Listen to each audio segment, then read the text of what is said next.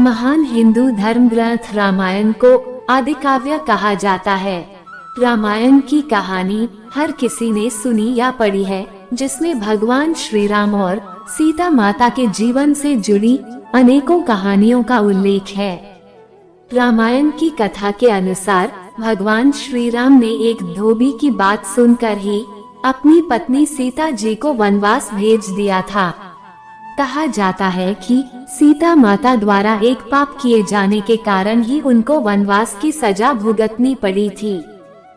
अब प्रश्न यह है कि सीता जी ने ऐसा कौन सा घोर पाप किया था जिसके कारण अपने ही पति श्री राम ने उन्हें त्याग दिया और वनवास पर भेज दिया। और वह धोबी कौन था जिसके बातें सुनकर ही भगवान श्री राम ने सीता जी के प्रति इतना कठोर निर्णय लिया और महारानी बनने के बाद भी सीता माता को जंगल में रहना पड़ा। आज हम सीता माता के उस पाप के बारे में ही बातें करने जा रहे हैं।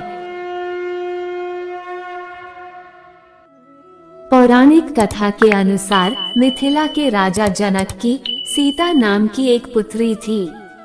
एक दिन राजकुमारी सीता अपनी सहेलियों के साथ राजोद्यान में खेल रही थीं। उस समय उद्यान में एक पेड़ पर तोते का एक जोड़ा बैठा हुआ था और आपस में बातें कर रहा था। तोते के किए हुए बातें कुछ इस प्रकार की है। पृथ्वी पर एक बहुत ही महान राजा होंगे जो श्री राम के नाम से जाने जाएंगे। श्री राम की रानी का नाम सीता होगा। श्री राम सीता से विवाह करेंगे और कई वर्षों तक पृथ्वी पर राज करेंगे। धन्य है श्री राम और धन्य है वो जानकी देवी। जब सीता जी ने तोते की ये बातें सुनी तो उन्हें लगा कि वे मेरे ही बारे में बात कर रहे होंगे। इन पक्षियों को पकड़कर मैं उनसे अपने जीवन के बारे में बहुत कुछ जान पाएंगे।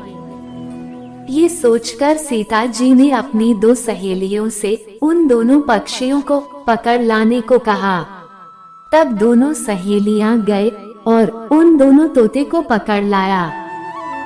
तोते की जोड़ी को पकड़ लाने के बाद सीता जी ने उन दोनों से कहा, तुम दोनों ही बहुत सुंदर हो और अच्छे अच्छे बातें बोलते हो। डरो मत, मैं तुम्हें नुकसान नहीं पहुंचाऊंगा। तुम लोग कहाँ से आए हो? तुम दोनों जिस बारे में बातें कर रहे थे वह सब बातें तुम लोग कैसे जानते हो? ये श्री राम कौन है और सीता कौन है? तुम लोग उन दोनों के बारे में कैसे जानते हो? सीता जी के इतने सारे प्रश्न पूछ लेने के बाद दोनों तोते बोले, वहाँ वाल्मीकि नाम के एक ऋषि हैं जो जंगल के बीच आश्रम बनाकर रह रहे हैं। हम दोनों उनके आश्रम में ही रहते हैं। महर्षि वाल्मीकि ने रामायण नामक एक ग्रंथ लिखा है। महर्षि कभी कभी अपने शिष्यों को रामायण सुनाते हैं। उसी समय हमने भी ये सब बातें सुनी हैं। महर्षि वाल्मीकि जी ने रामायण पाठ करते हुए कहा है कि अयोध्या के राजा दशरथ ने संतान प्राप्ति के कामना से श्रृंग ऋषि से पुत्र का मेष्ठी यज्ञ करवाया था।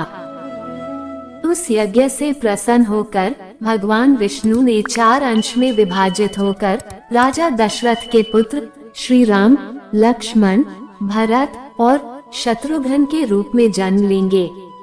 बड़े होने के बाद श्री राम अपने छोटे भाई लक्ष्मण और महर्षि विश्वामित्र के साथ मिथिला आएंगे। राम जी स्वयंवर में भगवान शिव का धनुष तोड़ेंगे और सीता जी से विवाह करेंगे।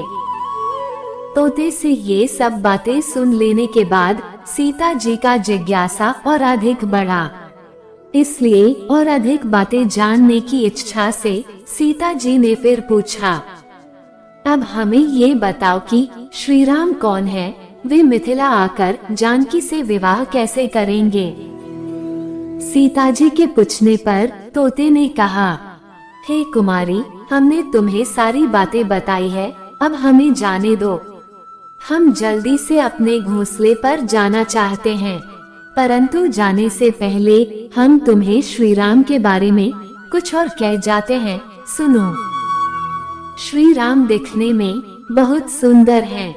श्री राम के समान रूपवान, गुणवान और बलवान इस संसार में कोई नहीं है। श्री राम की महिमा का बखान सैकड़ों मुखों वाले लोग भी कर नहीं सकता। ऐसे में हम जैसे साधारण पक्षी उनका वर्णन कैसे कर सकते हैं।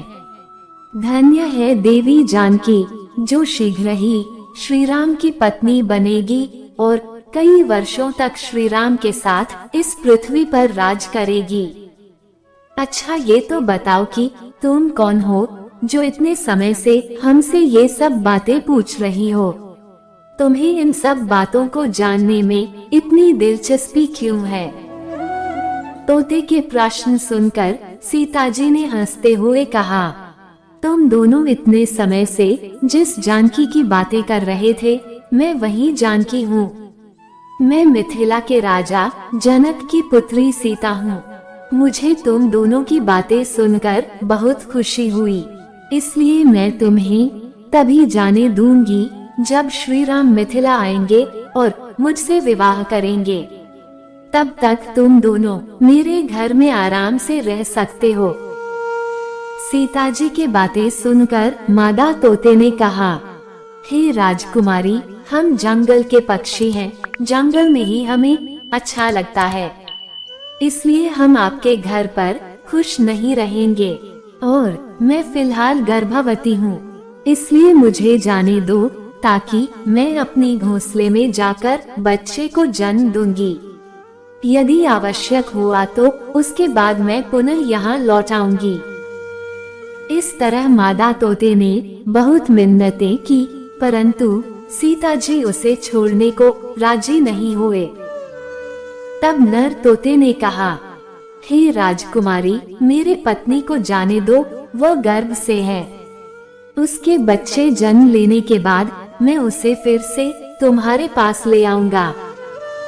तब सीता ने नर तोते से कहा, अगर तुम चाहो तो जा सकते हो, लेकिन तुम्हारी पत्नी मेरे साथ ही रहेगी, क्योंकि वो मुझे बहुत पसंद है। तुम चिंता मत करो, मैं उसकी बहुत अच्छी देखभाल करूंगा। जब सीता ने मादा तोते को छोड़ने के लिए राजी नहीं हुए, तो वह दुखी हो गया। नर तोते ने पुनः सीता से विनती की, मैं अपनी पत्नी के बिना नहीं रह सकता, अतः मेरी प्रार्थना स्वीकार करो और उसे मेरे साथ जाने दो। इस तरह नर तोते ने सीता को मनाने की बहुत कोशिश की, अनेकों मिन्नतें की, परंतु सीता जी ने मादा तोता को छोड़ने को राजी नहीं हुई। अंत में मादा तोता ने गुस्से में सीता को श्राप देते हुए कहा, हे राजकुमारी, मैं तुम्हें श्राप देती हूँ। मेरे गर्भावस्था के समय जिस तरह तुमने आज मुझे अपने पति से अलग कर दिया है, ठीक उसी तरह तुम्हें भी गर्भावस्था के समय में अपने पति श्री राम से अलग हो जाना होगा। कुछ दिनों बाद पति के वियोग में मादा तोता की मृत्यु हो गई। अपनी पत्नी की मृत्यु के बारे में जानकर नर तोता बहुत दुखी हुआ। तब नर तोता ने आकर सीता जी से कहा, हे राजकुमारी, मैं श्री राम की नगरी अयोध्या में जन्म लूंगा, तब तुम्हें मेरे कारण ही अपना पति खोना होगा। ऐसे कहकर नर तोता उड़ गया। कुछ वर्ष बाद उस तोते ने अयोध्या में एक धोबी के घर मनुष्य के रूप में जन्म लिया और बड़ा होकर धोबी बना। इस धोबी की बातें सुनकर ही श्री राम ने अपनी पत्नी सीता को वनवास भेज दिया। इस तरह गर्भवती मादा तोता को नर तोता से अलग करने के पाप के कारण सीता माता स्वयं गर्भावस्था के दौरान अपने पति श्री राम से अलग हो गईं और वनवास में चली गईं, और तोते के श्राप का फल सीता को भुगतना पड़ा। ये कहानी यह सिद्ध करती है कि कर्मों के फल से कोई नहीं बच सकता। अपने कर्मों का फल हर किसी को भुगतना पड़ता है, चाहे वह भगवान श्री राम हो या माता सीता। ये कहानी हमें ये भी सिखाती है कि लोग अपने जीवन काल में ही अपने कर्मों का परिणाम भुगतते हैं। दूसरे शब्दों में, हमें अपने कर्मों का फल यही मिलता है। मित्रों, यही है सीता जी द्वारा किए गए पापों का एक संक्षिप्त कथा। आगे अनेक नई कथा के साथ फिर मिलने की आशा से और आप सभी के कुशल कामना के साथ आज के लिए विदा लेता हूँ। जय श्री कृष्ण।